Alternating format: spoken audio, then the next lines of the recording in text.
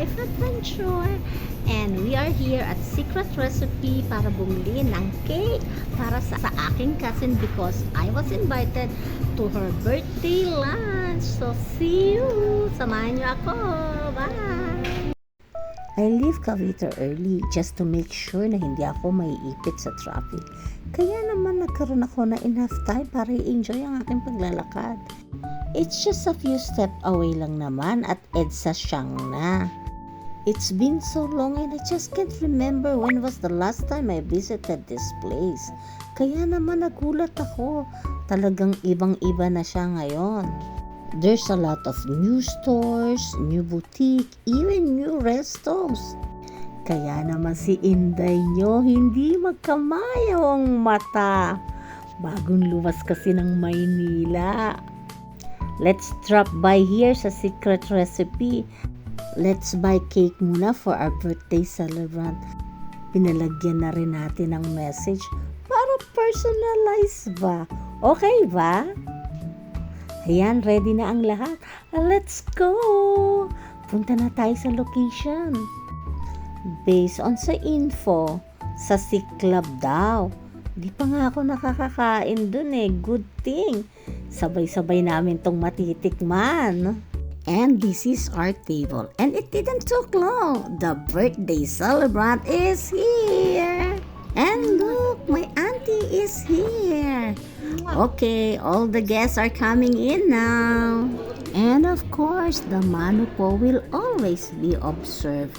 Even if they are already young adult, it's a Filipino tradition and it is our culture. It is really a sign of respect for us. And in these modern times, I am proud that they are still doing it.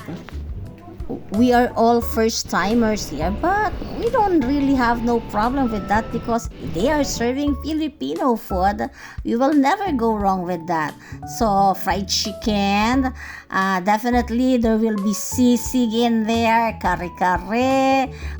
We ordered sinigang sa bayabas, crispy pata, liempo, okoy. First bite.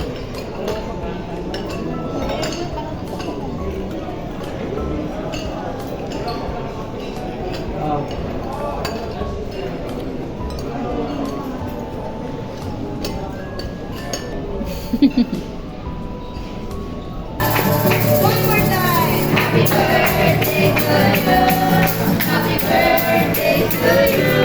Happy birthday, happy birthday.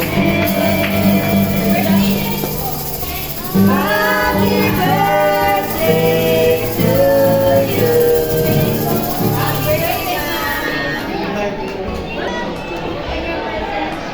Happy birthday, happy birthday, sabi niya, bakit may kapautap?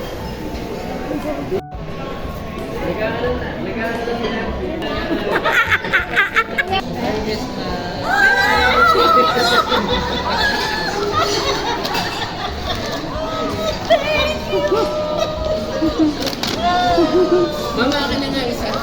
Meron dalawa. Video!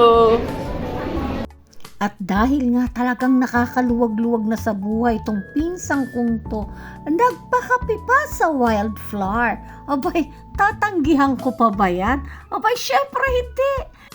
Minsan-minsan lang naman daw kasi kami magkasama at birthday niya pa daw. Aba, sige daw, ituro ko lang daw kung anong gusto ko. Talaga ba? O sige, pa-take out nga ako. Whole day of fun and laughter. It is true. It's not about the food, it's not about the ambience of the resto, but who you are with. Magtataka ka na lang eh, yung kwento ninyong paulit-ulit nung bata pa kayo, pero paulit-ulit nyo pa rin tinatawanan. Filipino families will always have a unique bond. Even if we don't see or talk to each other that often, you will always have a special part in my heart. Thank you for inviting me and happy birthday, Christina! Bye!